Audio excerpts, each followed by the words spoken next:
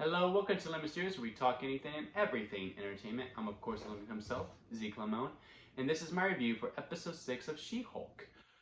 First thing we gotta do here, you gotta hit that subscribe button. You gotta help me grow into my YouTube career, and by doing that, you hit that subscribe button. Another way you can help me grow into my YouTube career is to hit the like button. It helps with the algorithm, get more exposure to my videos. You can also leave a comment below and let me know what you thought of She-Hulk episode 6. Now, let's get into my thoughts. My first thought after finishing this episode was, damn, I wonder how many people are going to be pissed off because Daredevil wasn't in this episode, because they teased him last week, and we get to this episode and he's not in at all, and it's kind of a side quest because she goes to a wedding, and then we also follow, the lady lawyer who I really like and her best friend dealing with a case with a guy who's immortal, and he's so afraid of conflict that, you know, he just fakes his death to get out of his weddings, his marriages, instead of, you know, just filing for divorce and letting him know how he really feels. I did struggle with this episode a little bit, not because there was no Daredevil, but because from past Marvel shows, there's just sometimes when there's an episode and you're just like, well, what do we have?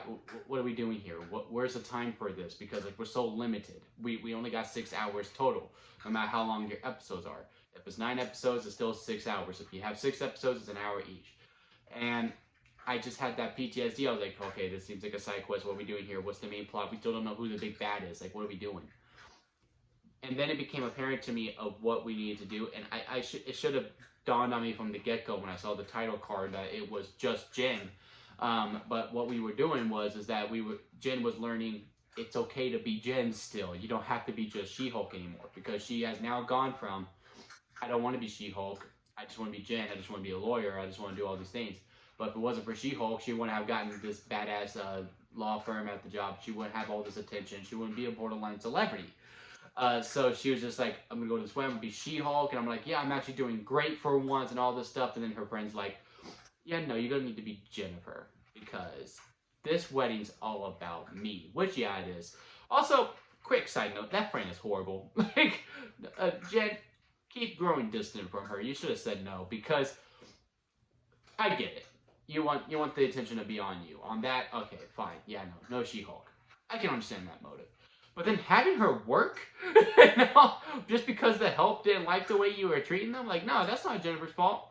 She shouldn't pick up that slack. She should enjoy herself. Like, no, that was horrible. I didn't like that at all, not whatsoever. But the lesson that it was okay to be Jen still came from the second conversation she had with the guy that she's been talking to at the wedding. And, you know, he was just like, well, I think Jen's pretty cool. You know, I don't really care for She-Hulk and all that stuff. And I was like, oh, that's nice. Wait, no, he's a guy. It's a trap. It's a trap, Jen. Don't fall for it. Like, that's literally what my thought process was. But no, it actually turns out he's going to be a pretty good guy, because then he saw the She-Hulk form. He was like, cool. And then she was like, thanks. And then they were even fries. So he actually seems like a good one. Hopefully, because God, she needs a good guy in her life. She really needs one.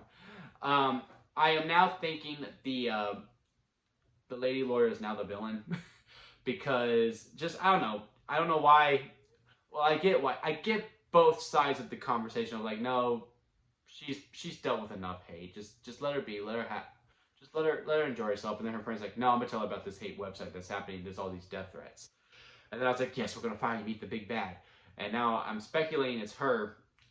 And then we see the lab and all this stuff. I was like, oh, maybe it is someone else. And then we cut to black. And that's another problem I have with these Marvel shows, is that sometimes they just wait way too long to introduce the villain. I appreciate Miss Marvel and Moon Knight from earlier this year, because the big bad was known from the get-go. Like, we knew who we were dealing with. We knew who we had to worry about. And this show we still don't know. It's still kind of just a slapstick sitcom. And then I'm just afraid we're gonna get to episode 8 or 9, like, yeah, no, this person's actually the big bad. And if it is the, I hate saying the lady lawyer, but if it is the lady lawyer, then all of a sudden, like, yes, I'm actually all these things and all this stuff.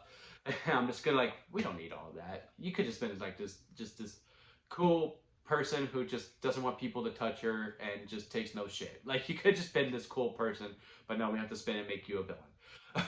I hope it's not her, and, you know, I prefer it if it is someone we haven't met yet, even though I also hate that as well.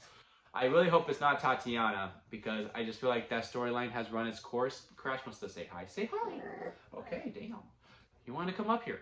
And I feel like that storyline has now run its course. They had their fight. It's over. She lost multiple times now. Just move on, girl. It ain't worth it. And, you know, but if it's one of those three, I prefer it to be someone completely new besides the other two as well. And that's really my only criticism of this show so far. I think the show's a lot of fun. I have a lot of laughs. I'm never bored throughout watching it. I was just really reserved on this episode because I didn't know what we were doing here. But then when I realized what we were doing here, I was able to enjoy both storylines fully, and I really appreciate the episode overall. I'm just really curious to go online, man, and be like, where's Daredevil? Y'all teased him and all this stuff. I'm just so excited to go on YouTube and see these videos, and then go on Twitter and see all the tweets about all these people being mad about it. But again, comment below and let me know what your thoughts on She-Hulk episode 6 are. And don't forget to hit that subscribe button and hit the like button as well on this video to help me grow into my YouTube career. And that'll be it from me, guys, and I'll see you here next time at Limit Studios.